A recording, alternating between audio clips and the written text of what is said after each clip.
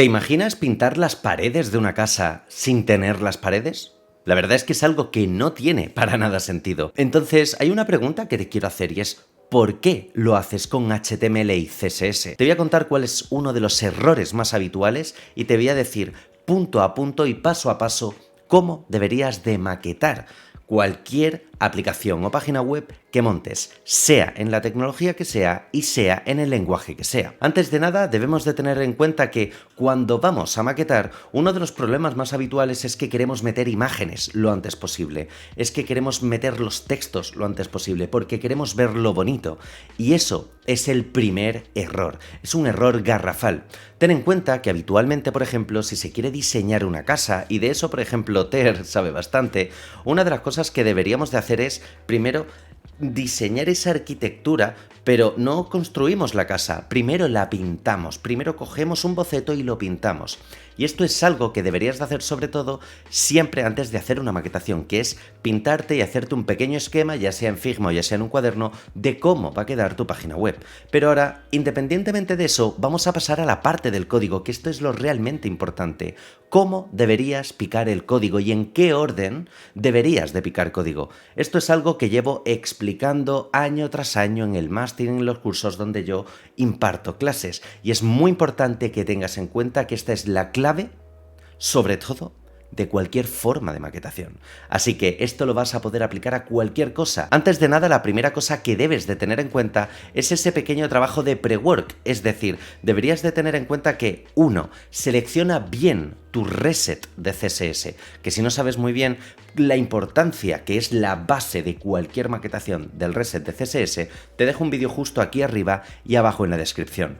También debes de tener en cuenta que deberías de intentar organizar toda la estructura de carpetas, es decir, la arquitectura que va a tener tu propia aplicación. La organización de carpetas es un básico porque al final, igual que por ejemplo nosotros queremos tener una casa y tenerlo todo perfectamente ordenado, también deberíamos de tener nuestra aplicación perfectamente ordenada a nivel de carpetas. Y ya no hablemos de metodologías, pero eso vendrá más hacia adelante. También deberías de prepararte con los programas que mejor se adapten a tu forma de maquetar, a tu flujo de trabajo. Para ello, lo que puedes utilizar, por ejemplo, es PrePros, que es un programa bastante útil con Auto Reload, que utiliza SAS con preprocesadores, puedes ver tu web en móvil o puedes utilizar plugins de Visual Studio, como por ejemplo pueden ser SAS Live Compiler, Live Server, por ejemplo, sería otro.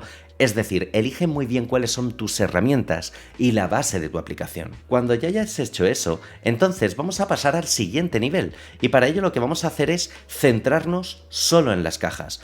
En serio, obsesiónate solo y exclusivamente con las cajas. Solo deberías de colocar propiedades de cajas. El ancho, el alto, el margin, el padding y el border. Deberías de centrarte en el position y deberías de centrarte en la forma de maquetación. Si vas a usar float, si vas a usar grid, si vas a usar flex, es decir, cualquier cosa y sobre todo la propiedad de display, cualquier cosa de estas son esenciales. Precisamente por una razón muy sencilla. Si la caja está mal colocada, tu web va a estar mal colocada. Da igual que le hayas puesto imágenes o texto antes. Entonces, tienes que maquetar siempre sin imágenes, con el texto alternativo de las imágenes siempre puesto y recuerda estos pequeños tips. Recuerda siempre calcular muy bien los anchos. Ten en cuenta que el position es esencial para saber cómo centrar o cómo no centrar una etiqueta. Si no sabes muy bien o quieres saber exactamente los cálculos perfectos para que puedas colocar cualquier etiqueta, también te dejo un vídeo justo aquí arriba y abajo en la descripción. Pero debes de tener en cuenta que las imágenes no las deberías de colocar, les debes de colocar siempre el texto alternativo, que por cierto es obligatorio a nivel de usabilidad. Otro punto importante es, Edu, si no pongo la imagen, ¿cómo puedo saber el tamaño? Bien, para ello puedes utilizar el min height, es decir, dale una altura mínima a esa etiqueta para que por lo menos puedas llegar a ver cuánto más o menos ocuparía.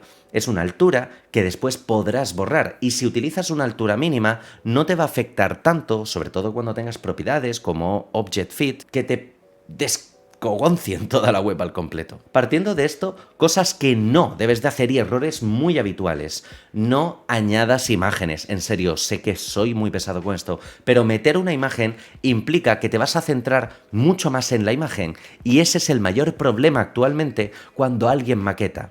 te centras más en lo visual porque la imagen te llama la atención cuando la etiqueta que deberías de estar alineando es la etiqueta estructural. Una buena estructura, si tú tienes una buena pared, cuando montas tu casa le puedes poner el póster que quieras, pero intentar poner un póster cuando tu pared se va a medio caer o no está bien colocada es literalmente que se te derrumbe todo y tengas que volver a esa parte de la web que no te funciona.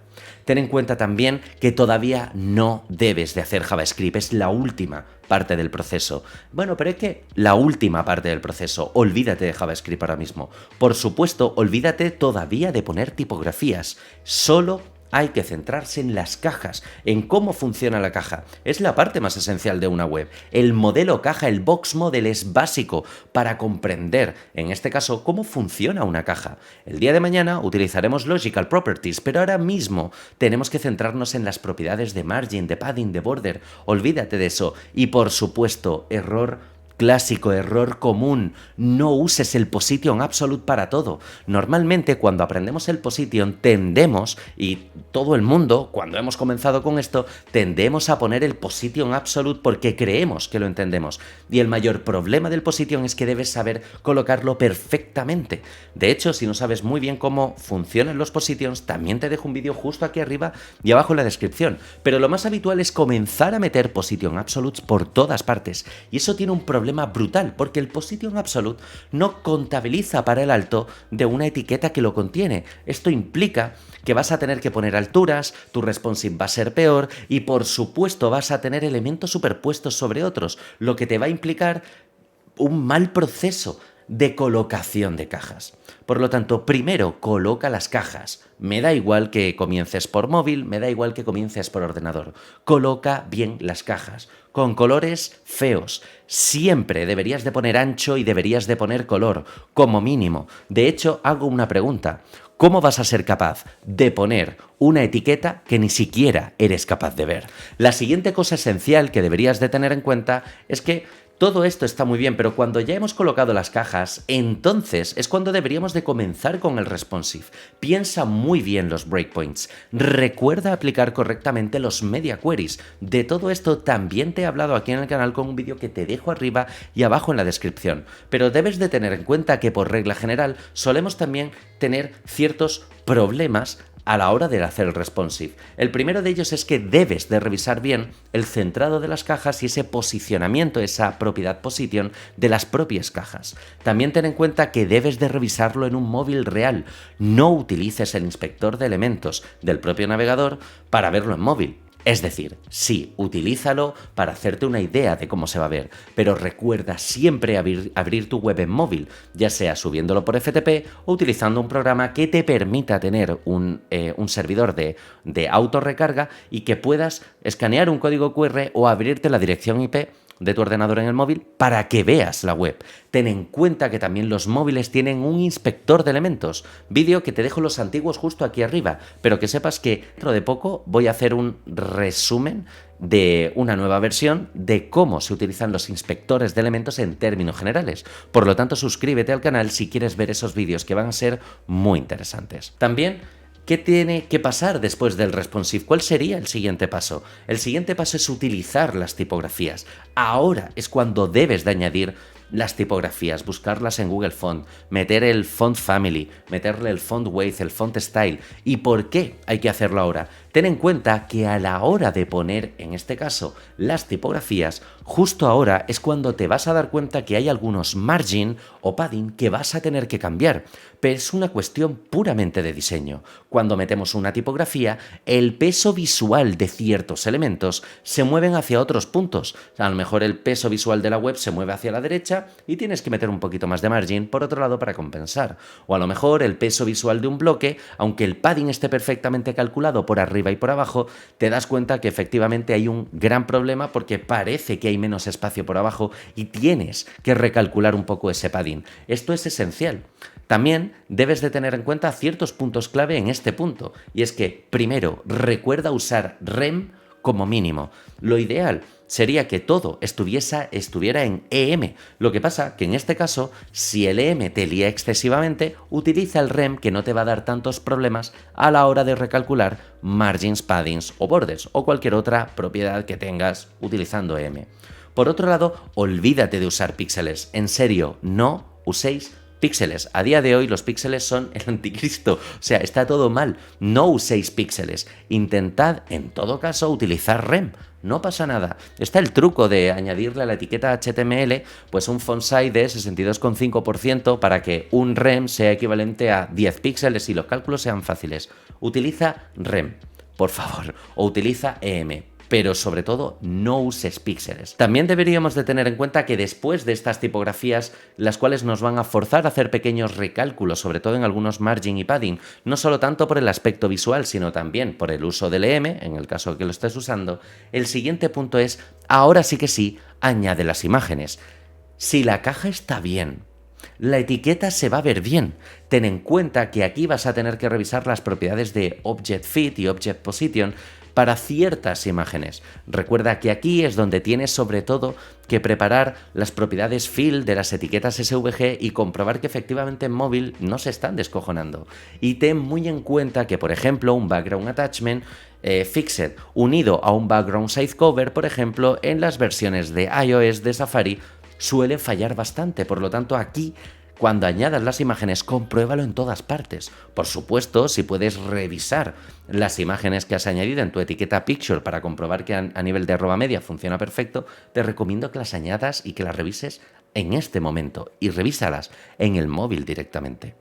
Por supuesto, después de añadir las imágenes es cuando ya nos toca la parte sobre todo de las animaciones. Justo aquí es donde deberías de comenzar a visualizar los transitions, el transform, los keyframes, el animation. De hecho, ten en cuenta una cosa, no uses el transform para alinear una etiqueta, no lo hagas. La propiedad transform está pensada para combinar junto con el transition. Y yo entiendo que cuando tienes un position absolute o cuando tienes un position fixed y no sabes muy bien cómo colocar etiquetas, pues hombre, el transform es una gran ayuda. El problema es que si en un futuro, por ejemplo en JavaScript, tienes que aplicar algún tipo de efecto, incluido el transform, seguramente vayas a tener un montón de problemas.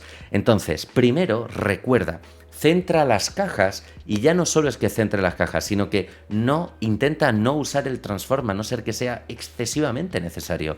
Todo es posible calcularlo, para que quede perfecto y exacto. Además de esto, cuando ya tenemos esta parte de animaciones, entonces ya nos toca hacer un pre-JavaScript. Fijaros que todavía no he tocado JavaScript, pero aquí es donde yo hago un pre-JavaScript. Aquí es donde tienes que añadir las clases precisamente para JavaScript y comprobar en el HTML, quitándolas y poniéndolas tú de forma, bueno, pues de forma a saco, ¿vale? En el Visual Studio, la clase active, le quito la clase active.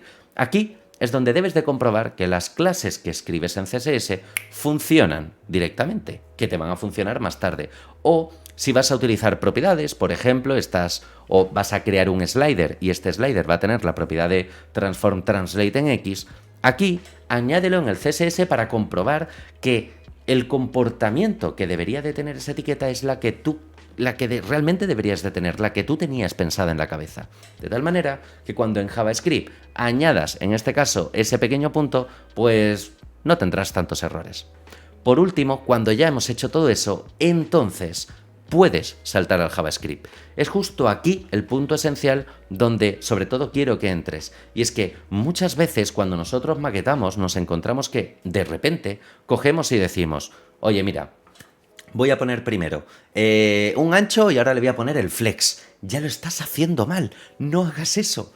Ancho y color. Céntrate en ver la etiqueta, porque si eres capaz de ver esa etiqueta, por supuesto vas a ser capaz de posicionarla mucho más fácil. Esto es algo que podéis ver constantemente. En cada página que yo programo, puedes ver cómo primero comienzo con colores horteras, el rojo, el oro, el salmón, el aqua. Y hay muchos usuarios que cuando estoy programándolo me dicen, pero qué fea te está quedando. Y es como, ya, pero cuando quite los colores no me van a fallar las cajas. Y el responsive lo voy a tener casi perfecto. Y te vas a dar cuenta que si siempre sigues este flujo de trabajo a la hora de maquetar, no vas a tener problemas. Esto, de hecho, es uno de los mayores problemas con los que habitualmente me encuentro y es uno de los mayores problemas por los cuales parece que CSS es una locura. Ten en cuenta que si siempre sigues el mismo problema, cuando tengas un problema, por ejemplo, de positions, sabrás que no le está afectando a ningún transform, sabrás que no es por ningún arroba media, sabrás que te está afectando esa propiedad de position porque no la estás escribiendo bien o no estás calculando bien cómo centrarla. Y esto es esencial. Modulariza y compacta tu forma de trabajo. Modulariza y compacta tu flujo de trabajo. Y sobre todo, una de las cosas más importantes mediante las cuales no deberías de olvidarte es hacer clic aquí en mi cara para suscribirte y, por supuesto, si estos consejos te han ayudado, por aquí tienes un vídeo que seguramente te interese y por aquí una lista de reproducción que seguramente también te venga espectacular. Espero que este vídeo te haya servido, te haya gustado, dale a like, suscríbete y nos vemos en el próximo. Un saludo y hasta la próxima. Chao, Grook.